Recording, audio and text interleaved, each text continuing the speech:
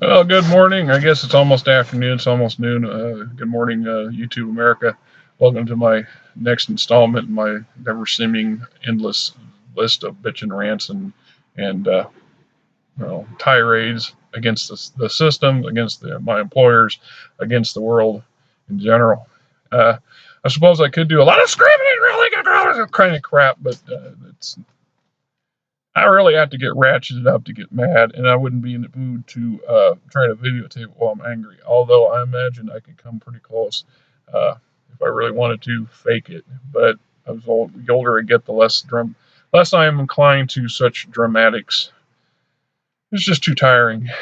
Well, this has actually turned out to be a beautiful day. I find that this is a pleasurable part of my job. I'm out on my own. I just finished one customer. I'm getting ready to go take care of another customer. I got a little window in between. The sun's shining. It's nippy out, but it's not freezing cold out. The wind's blowing, but it's not wanting to take my fingers to the bone. Uh, Truck's more or less acting like it's supposed to, no more or no less than it usually does, I guess. That's a upside downside. Of course, then there's the frustration factor. I was supposed to work a job yesterday. It would have added 6 to 8 hours to my check, which was mostly overtime, or if not all overtime. And so most of my overtime for the week is evaporated. It was a mess up in communications on the part of the boss. He apologized for it, but if it was the other way around, I've been lectured before about being late and about not calling ahead and not checking your paperwork and doing your homework and well, the schedule said leave Thursday open to do hoods, and so I did, and the email came in the day before saying you were to go do a couple fire stations in Ankeny, and at 8:30 at night. Now, when it says night, I assumed in the evening.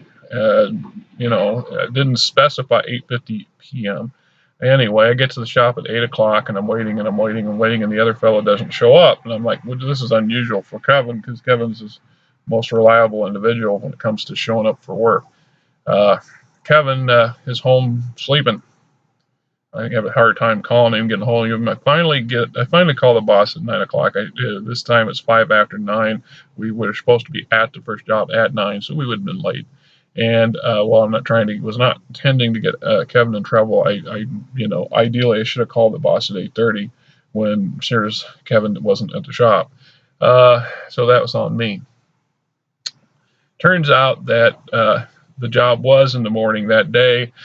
Kevin and I both thought it was night, but Kevin found out earlier in the day, and so nobody bothered to tell me.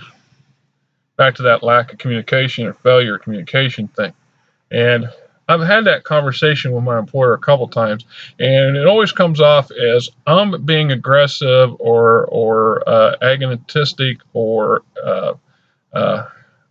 bitchy when I'm trying to get an answer from my employer and a resolution to a problem. And if it's the other way around and my employer blows a gasket, and although he's a good man, he has a loose temper and he has a very short memory span, and that doesn't equal to some conducive conversations.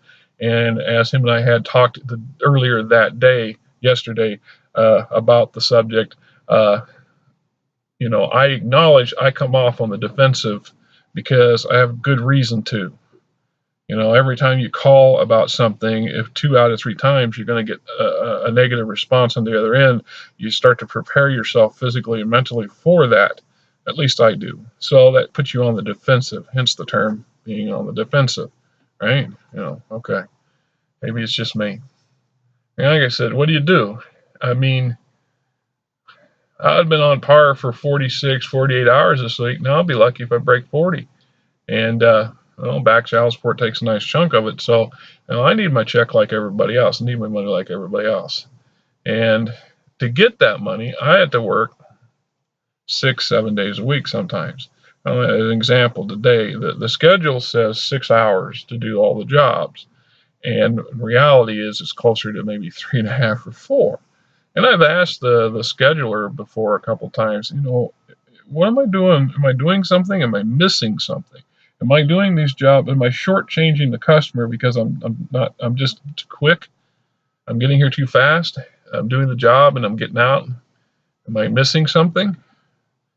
And I never got a good solid answer. I mean, the response was, hey, the jobs vary. That comes from this, that, and the other thing, and they go by past experience.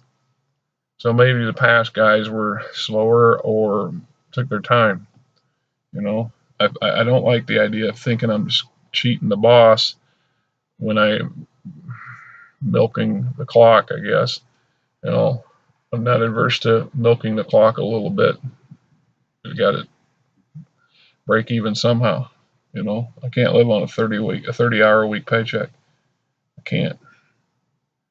And that just, you know, pushes you back into the other side of the camp where they want you to do these hoods, or you got to beg them to get a hood job because there's the extra hours. But that's the dirty, nasty job. And the worst part is it's dependent on the other guy doing his part. And as I've said prior, I'm not telling these guys what to do. If they do a shabby job, it's their fault. They're doing a shabby job. Now, I'm not going to go run into the boss and cry he did a shabby job. What am I going? What's the point? I'm 50. I'm not going to be freaking, tattling on my coworkers. You know, I just don't sign off on the paperwork. And then they go, well, why didn't you sign off on the paperwork? Because it was a shabby job.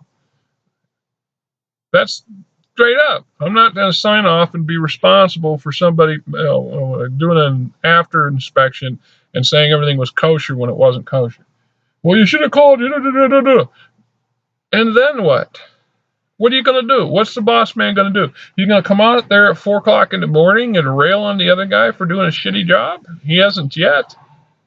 I'm not calling him home for that. In matter of fact, I don't like calling him at all if I can help it, because I always feel like somehow I'm doing something wrong, or it's calling daddy.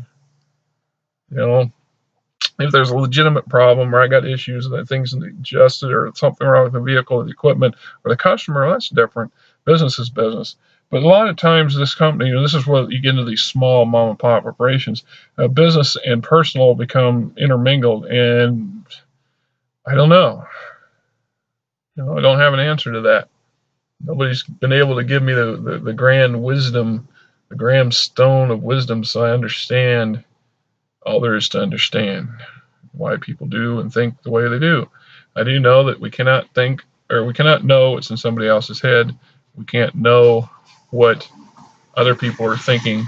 It's a fallacy. It's a fallacy to believe that we do. Now, like as I said before, it's possible we get to know some people and we marry to somebody, or we grow up with somebody, and we think we know what they're going to do or how they're going to respond in a given situation.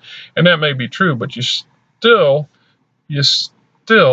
can't know what's up here in their head.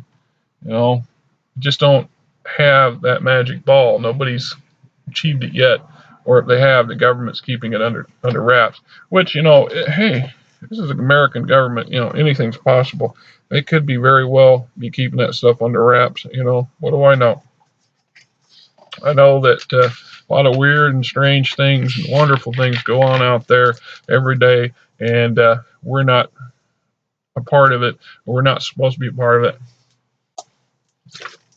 or we're not supposed to know about it. Flat pop.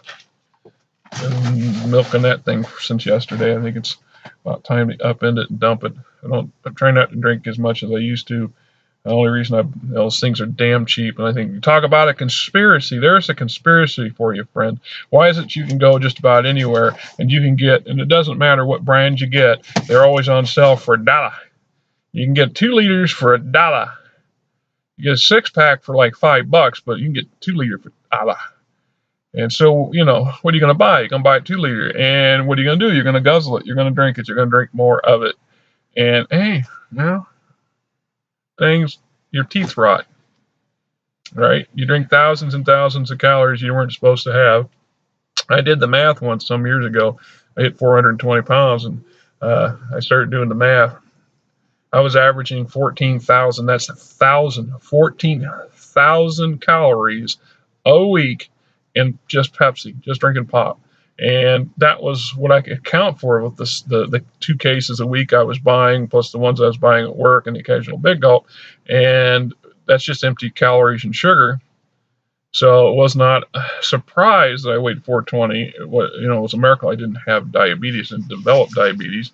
That was well over a decade and a half ago, and I've lost a good chunk of it. Got down to 265 really right before I got out of prison, but it's starting to creep back up. And this is part of the culprit, right? I try to limit myself to one of those, not a liter, 2 liter, mind you, but one good sized pop a day now, and that's still too much.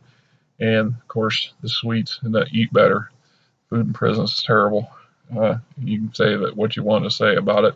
I don't think anybody should be forced to eat garbage. I don't care where you are, who you are, but that's just my personal opinion. Hey, but what do I know there, YouTube America?